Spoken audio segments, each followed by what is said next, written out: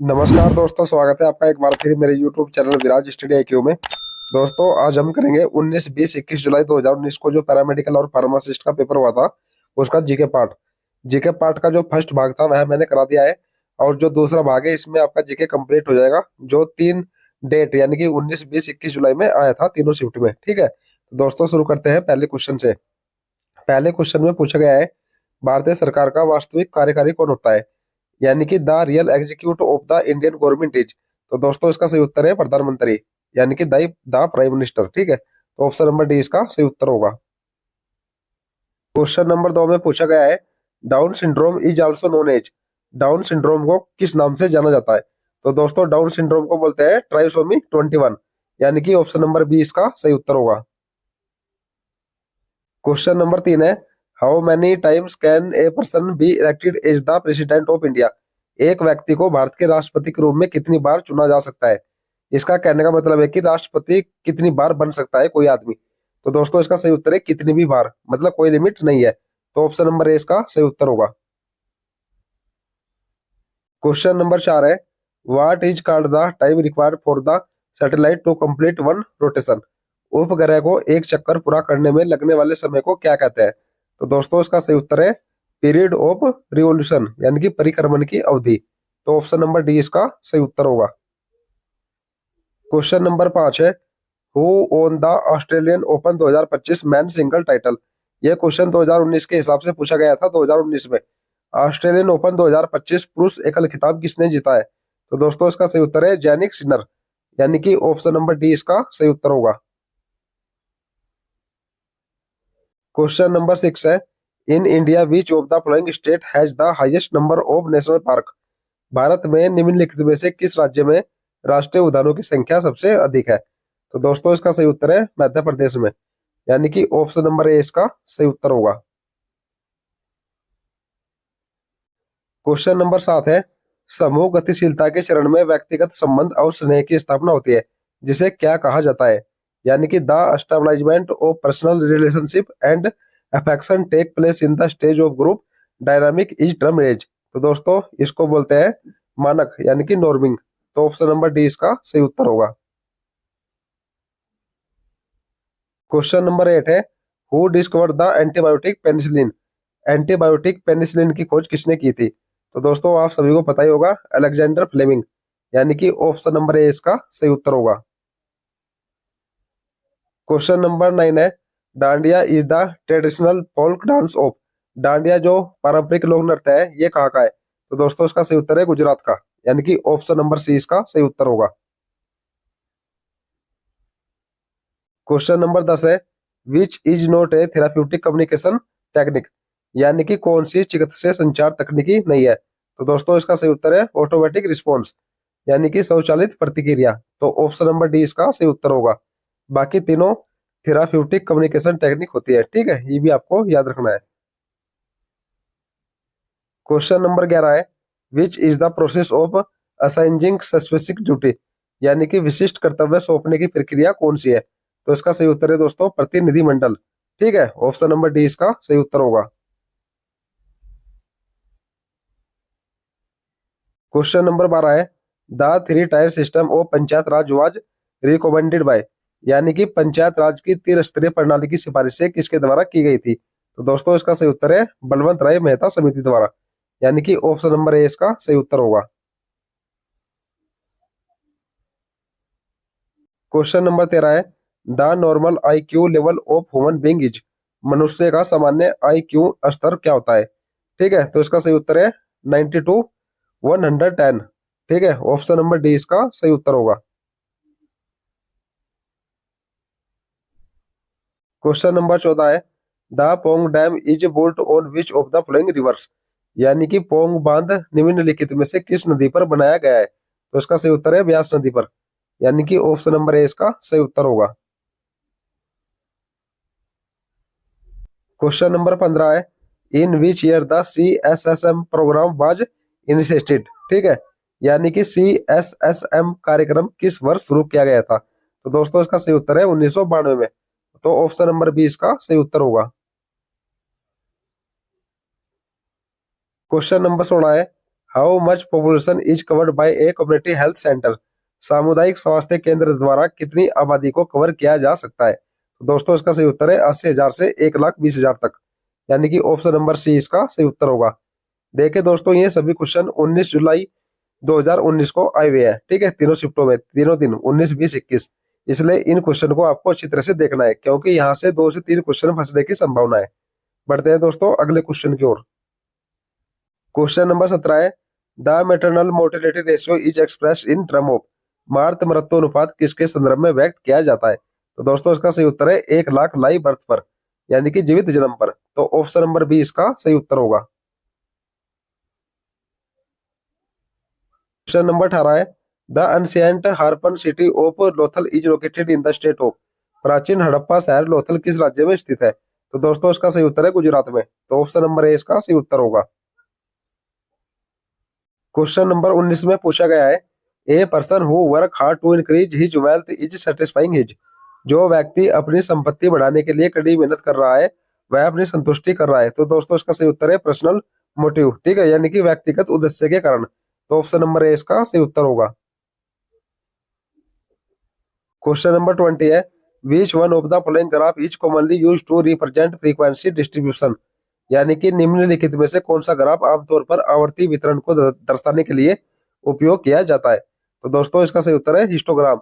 Histogram को ही आमतौर पर आवर्ती वितरण को दर्शाने के लिए उपयोग में लाया जाता है। तो ऑप्शन नंबर ए इसका सही उत्तर होगा। क्वेश्चन नंबर 21 है, which one of the following entities is not include in COPD। यानी कि निम्नलिखित में से कौन सी इकाई COPD में शामिल नहीं है। तो दोस्तों इसका सही उत्तर है न्यूमोनिया, ठीक है, जो निमोनिया होता है वह COPD में शामिल नहीं होता। बाकी तीनों क्रोनिक ब्रोंकाइटिस, वातस्फीति और अस्थमा, ये तीनों COPD में मौजूद होते हैं। तो इसका सही उत्तर है option number D. Question number 22 है, द ओवरऑल प्लान और blueprint for answering the research question is called. यानी कि शोध प्रश्न का उत्तर देने के लिए समग्र योजना या खाका क्या कहलाता है। तो दोस्तों इसका सही उत्तर है रिसर्च डिजाइन, यानी कि शोध डिजाइन। तो ऑप्शन नंबर सी इसका सही उत्तर होगा। क्वेश्चन नंबर 23 है, the most common cause of embolism is. Embolism का सबसे आम कारण क्या है। तो दोस्तों इसका सही उत्तर है थ्रोम्बस, ठीक है, ऑप्शन नंबर डी इसका सही उत्तर होगा। क्वेश्चन नंबर 24 बहुत ही इंपॉर्टेंट क्वेश्चन है, जिसमें पूछा गया है जलियांवाला बाग कहाँ स्थित है। तो देखिए दोस्तों जलियांवाला बाग हत्याकांड हुआ था अमृतसर में। तो ऑप्शन नंबर डी इसका सही उत्तर होगा। क्वेश्चन नंबर 25 है, the term aerobic is associated with which of the following games और स्पोर्ट।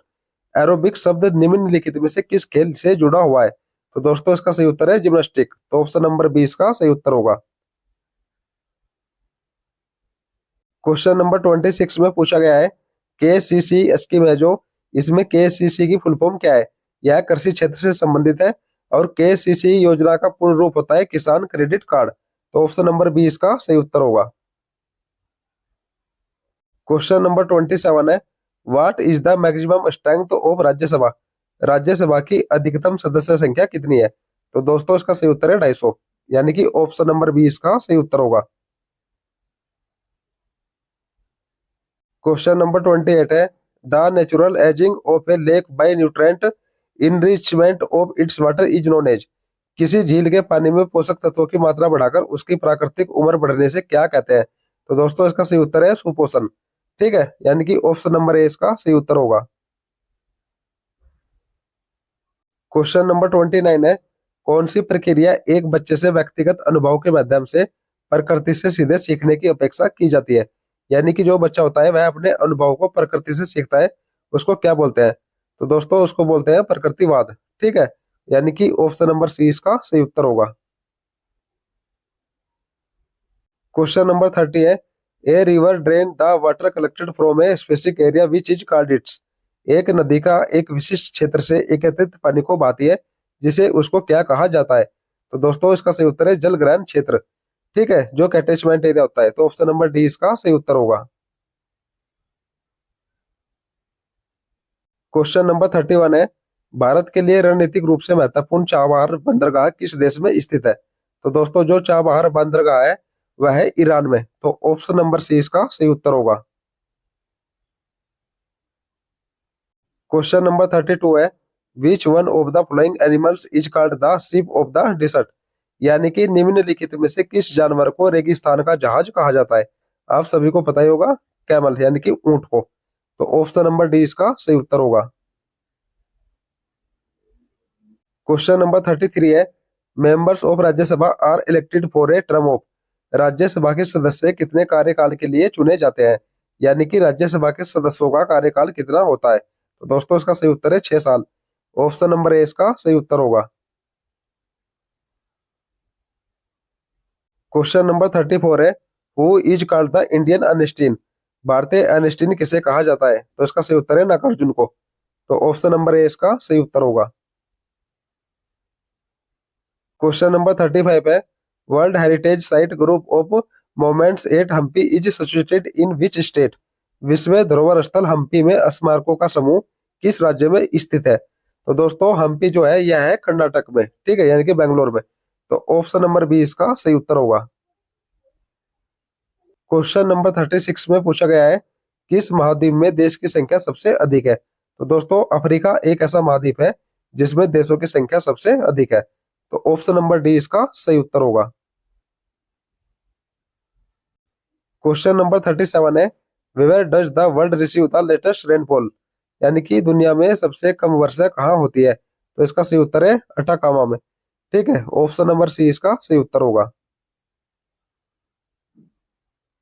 क्वेश्चन नंबर 38 है, which of the following is also known as Sagarmatha? यानी कि निम्नलिखित में से किसे सागर माथा के नाम से भी जाना जाता है? तो दोस्तों इसका सही उत्तर है माउंट एवरेस्ट चोटी को, ठीक है, जो कि ऑप्शन नंबर डी में है। यही इसका सही उत्तर होगा। क्वेश्चन नंबर 39 है, तुमल्लापल्ले विश्व में सबसे बड़े यूरेनियम भंडार में से एक माना जाता है। क्या है दोस्तों ये? तुमल्लापल्ले, जो कि विश्व में सबसे बड़े यूरेनियम भंडार में से एक है।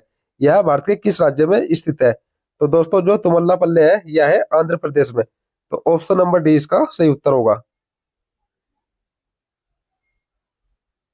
क्वेश्चन नंबर 40 है, अंतरिक्ष में कृत्रिम उपग्रह प्रक्षेपण करने वाला विश्व का प्रथम देश कौन सा है? तो दोस्तों इसका सही उत्तर है सोवियत संघ, यानी कि ऑप्शन नंबर सी इसका सही उत्तर होगा। क्वेश्चन नंबर 41 है, when was the wheel invented? यानी कि पहिए का आविष्कार कब हुआ था? तो दोस्तों ये हुआ था नवपाषाण काल में, यानी कि ऑप्शन नंबर ए इसका सही उत्तर होगा। क्वेश्चन नंबर 42 है, प्राचीन हड़प्पा स्थल धोलावीरा को कितने भागों में विभाजित किया गया था? तो दोस्तों इसका सही उत्तर है 3 भागों में। तो ऑप्शन नंबर ए इसका सही उत्तर होगा। क्वेश्चन नंबर 43 है, जब हम माउस को 2 बार क्लिक करते हैं तो सूचना किसको जाती है? तो आप सभी को पता ही होगा दोस्तों सीपीयू में। तो ऑप्शन नंबर ए इसका सही उत्तर होगा। क्वेश्चन नंबर 44 है, where will joystick be used in computer for computer games and assistive technology? Computer में कंप्यूटर गेम और सहायक तकनीक के लिए जॉयस्टिक का उपयोग कहाँ करेंगे? तो दोस्तों इसका सही उत्तर है कर्सर कंट्रोल में, ठीक है। ऑप्शन नंबर बी इसका सही उत्तर होगा। क्वेश्चन नंबर 45 है, किस विद्वान को सौरमंडल के बारे में विश्व के समक्ष जानकारी प्रस्तुत करने का श्रेय किया जाता है? ठीक है, तो दोस्तों वो था कोपरनिक्स। यही एक विद्वान था जो सौरमंडल के बारे में जानकारी प्रस्तुत की थी सबसे पहले। तो ऑप्शन नंबर ए इसका सही उत्तर होगा। क्वेश्चन नंबर 46 है, कौन सी नदी राक्षस ताल से झील से निकलती है? तो देखे दोस्तों इनमें से जो झेलम नदी है वही राक्षस ताल झील से निकलती है। तो ऑप्शन नंबर सी इसका सही उत्तर होगा। क्वेश्चन नंबर 47 है, 1946 में किसे भारतीय संविधान सभा का अंतरिम अध्यक्ष बनाया गया था? तो दोस्तों इसका सही उत्तर है डॉक्टर सचिदानंद सिन्हा को। तो ऑप्शन नंबर बी इसका सही उत्तर होगा। क्वेश्चन नंबर 48 है, निम्नलिखित में से किस अधिनियम ने विधायकों में संघीय विशेषता और प्रांतीय स्वायत्तता की शुरुआत की और केंद्र और प्रांतों के बीच विधायी शक्तियों के वितरण के प्रावधान को भी किया? तो दोस्तों इसका सही उत्तर है भारत सरकार अधिनियम 1935 ने। तो ऑप्शन नंबर बी इसका सही उत्तर होगा। क्वेश्चन नंबर 49 है, स्वतंत्र भारत के लिए व्यक्तिगत रूप से पहला ओलंपिक पदक किसने जीता था? ठीक है, यानी कि who own the first individual Olympic medal for independent India? तो दोस्तों इसका सही उत्तर है केडी जाधव ने। यानी कि ऑप्शन नंबर बी इसका सही उत्तर होगा। क्वेश्चन नंबर 50 है, अंग्रेजी चैनल को तैर कर पार करने वाली प्रथम भारतीय महिला कौन थी? तो दोस्तों इसका सही उत्तर है आरती शाह। आरती शाह ही अंग्रेजी चैनल को तैर कर पार करने वाली प्रथम भारतीय महिला थी। तो ऑप्शन नंबर ए इसका सही उत्तर होगा। क्वेश्चन नंबर 51 दोस्तों इस सीरीज का लास्ट क्वेश्चन है, जिसमें पूछा गया है किस विटामिन में कोबाल्ट पाया जाता है? तो दोस्तों इसका सही उत्तर है विटामिन B12 में। और विटामिन B12 को साइनोकोबालामिन भी बोलते हैं, ये आपको याद रखना है। तो दोस्तों ये थे टॉप 51 क्वेश्चन जो कि आरआरबी पैरामेडिकल 2019 में जीके पोर्शन में पूछे गए थे। वीडियो आपको कैसे लगी कमेंट में जरूर बताना, और जिस टॉपिक से भी आपको क्वेश्चन चाहिए वह कमेंट कर दिया करो। दूसरी बात, इन पीडीएफ लेने के लिए आपको मेरे व्हाट्सएप चैनल से जुड़ना होगा, जिसका लिंक डिस्क्रिप्शन में दिया गया है। जय हिंद दोस्तों।